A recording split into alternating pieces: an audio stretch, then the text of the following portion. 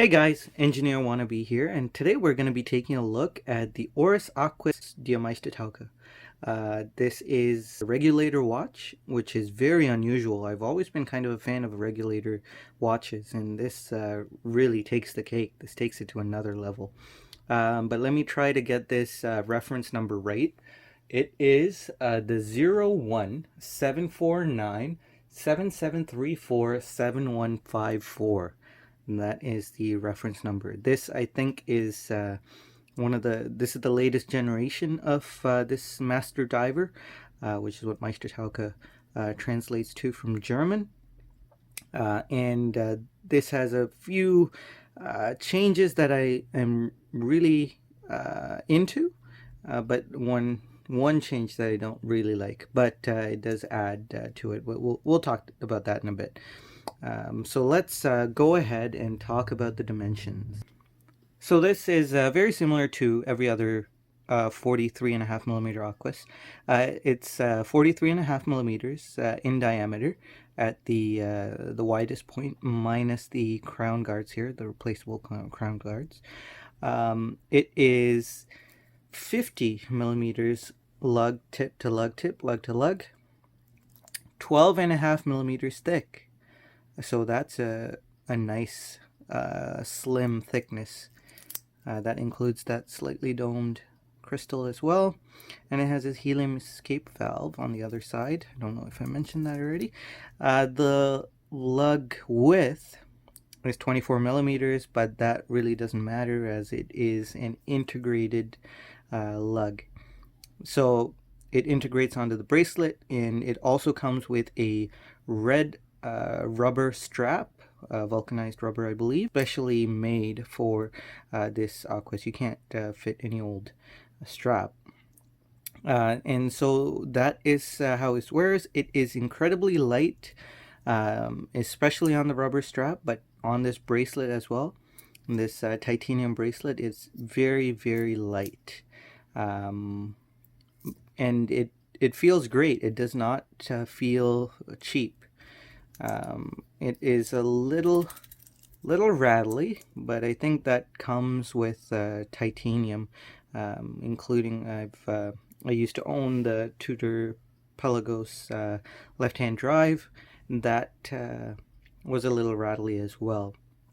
So I think that's something that comes with titanium, one of the cons of titanium. But it feels really good on the wrist. It wears really well. It wears much smaller than you would think. It's a 50 millimeter lug to lug, but it wears really well, especially because of that integrated bracelet. It does not overstep its boundaries. It's one of my favorite watches. One of the favorite Aquises I've worn. I always found the 43.5 millimeter in stainless steel is a bit too thick. Not too thick, a bit too heavy. And this just solves that. And it's a really nice thickness as well.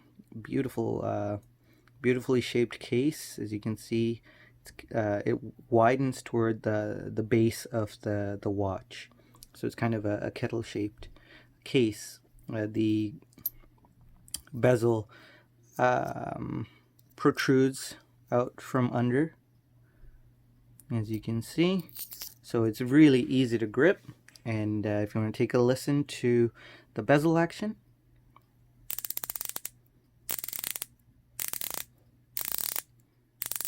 it feels like bubble wrap.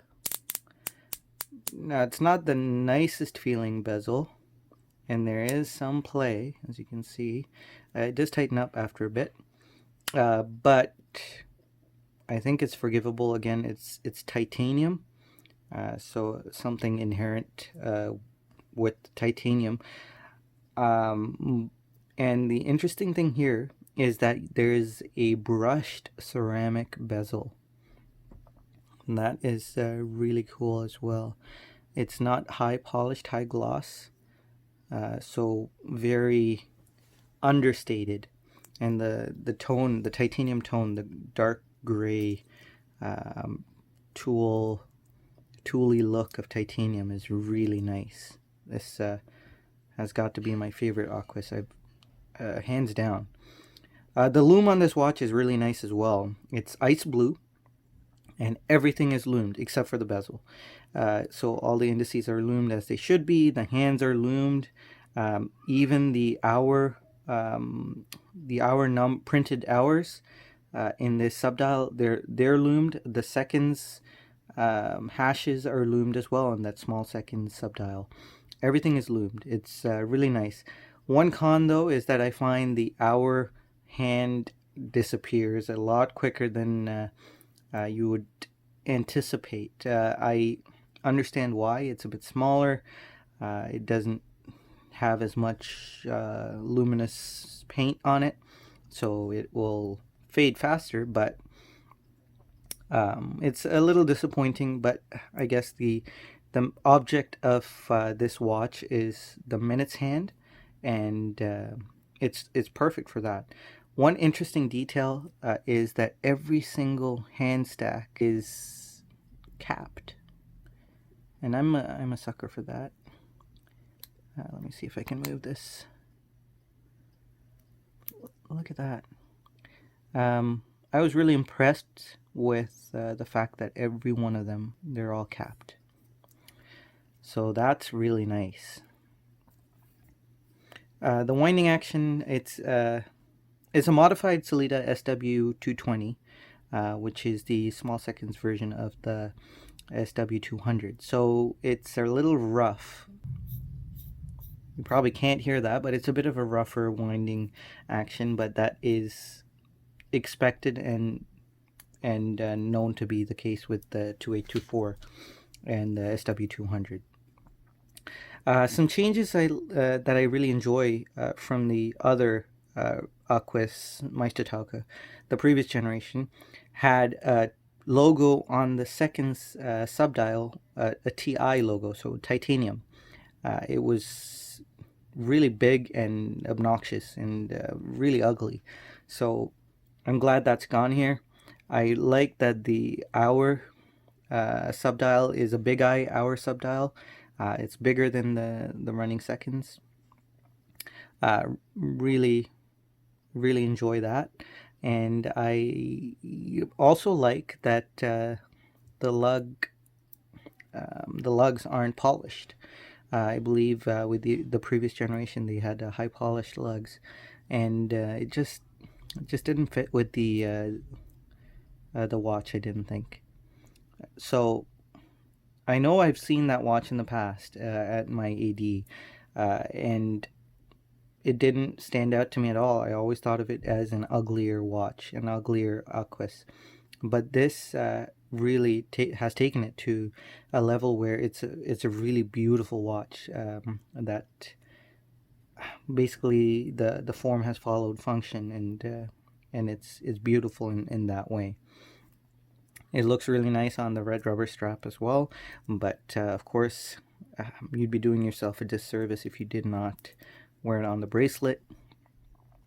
They are sized by screws, very easy to size, and of course I'm not sure why they did the first 15 minutes in red.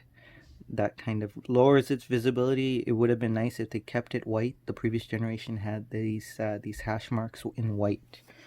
I guess it adds a bit more pop to the watch, but I don't think it needed it. Just the minute hand in red would have been perfect. But that's just me. So overall, this is one of the nicest Aquises I've seen. It's been really tempting for me to buy this. I'm not sure yet if I will, but it wears so well, and it's a watch that really should be experienced by anyone who's into dive watches. Right now I'm wearing the Seiko Willard, the SPB 151 wristwatch check. But let's throw this guy on the wrist.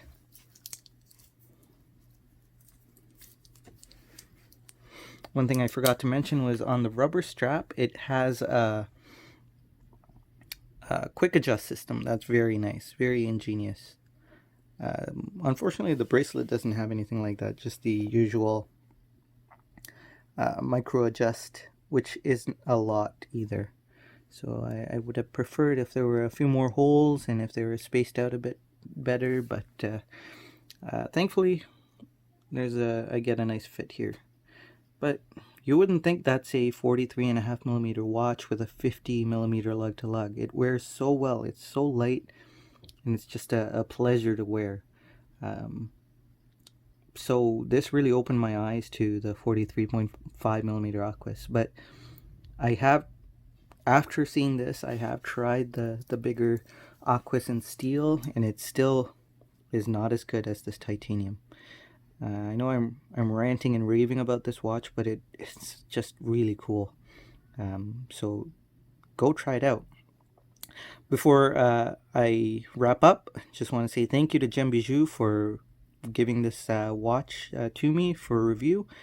To have seen all these and experienced so many watches in this past month.